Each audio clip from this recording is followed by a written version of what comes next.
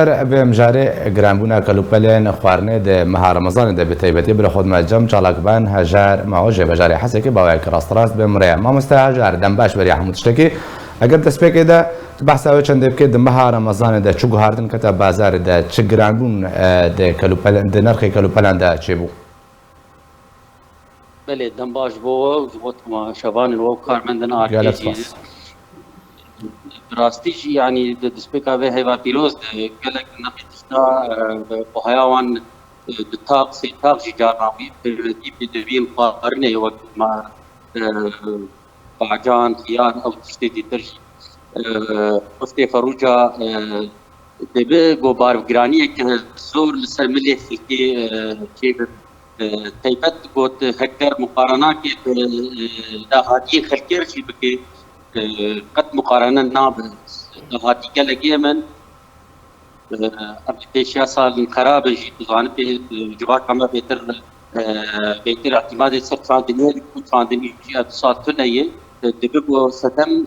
يعني كلا كريز مك مزج شي وي نها ودب ستم برتبونه جي قاصدي بله كاغا جار چ جداهي نابرا نرخ كلو بلان بدي مها رمضان ولا رمضان ده أنا بريء مها رمضاني مثلا نمونا عجان بدو حزارات بدو حزار لي سوريون نهان بسي حزاران لسي حزار بيست لي سوريين خيار وصابون كلك يعني بدبين قارن يا أساسية بالسركة كمرو سرد سكنة براستي كريزم بشت شر روسيا وأوكرانيا قالك زورتر يعني نمونا زيتها قارني بله نفخي طردي وي 16 لتر 23 سودا 23 دولار ابو نا بنزيكا 4 دولار 38 دولار 36 حتى 4 دولار ابيا برابري بليرا سوري بحسب لك لك بواتي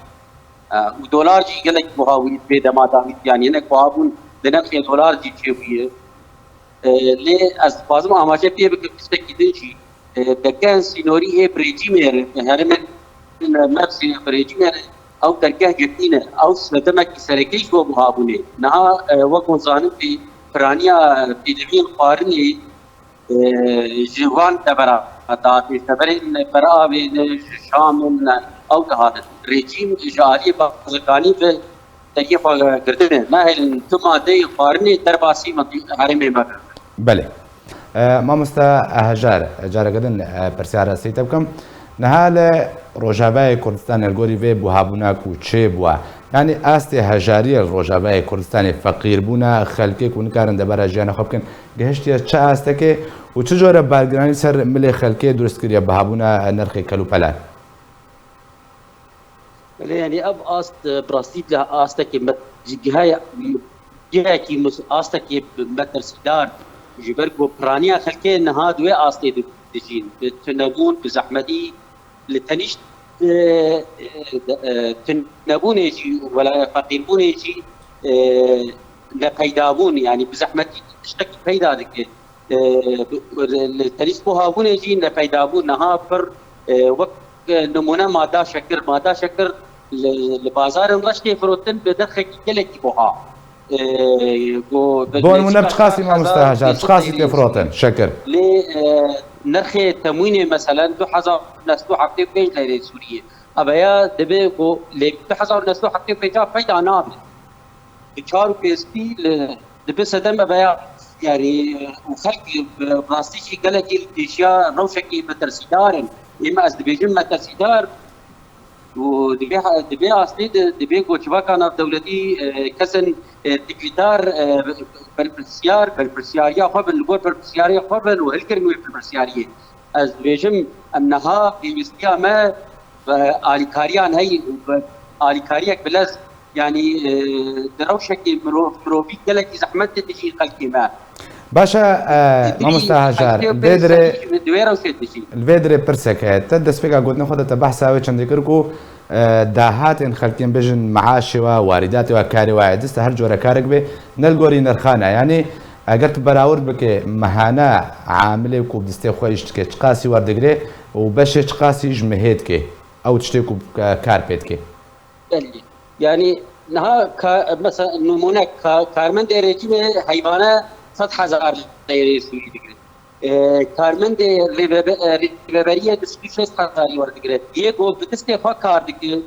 پر 300,000 ورد گرفت مربری و پیوستیا هر مالباتا که جپیش کسا بهتری میلیون کو 100,000 لیره سوری هایی دا شیانه که نورمال بشی ها ارتانه نل آستا که بلند بشی كاك هجار نها اگر مالباتك حف كسان بيك وري يعني هجمارة وحف كسبن لروجافاي كردستاني وفطارة خو حاضر بكن او فطار گوشت ذهبي وتقريبا شخصي تكلفة بك يعني هجر گوشت ذهب درخي كيلو گوشت نزيكا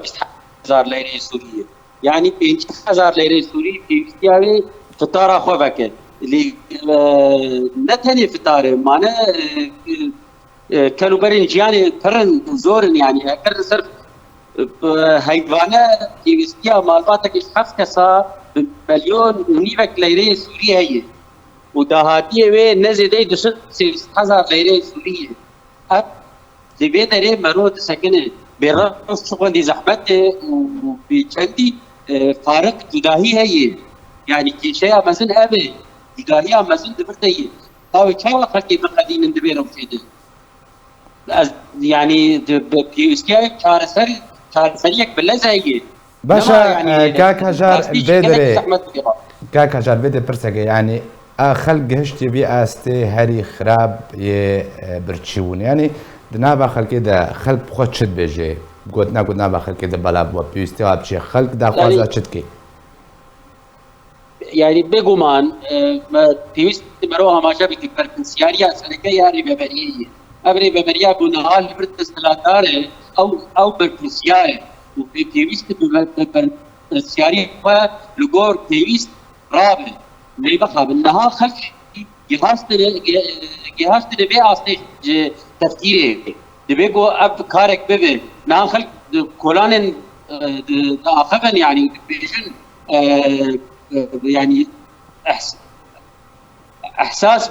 ببيرو شاق قرابه هي اللي خلفي نمازان ويتشاوا بكن بتيبتي يعني انا ازوي باوريه دمك تريه كوش بركني بيبي تكس لبان باجاري كردستان سوريا نامي بيرو شاز احمد تكس نامينه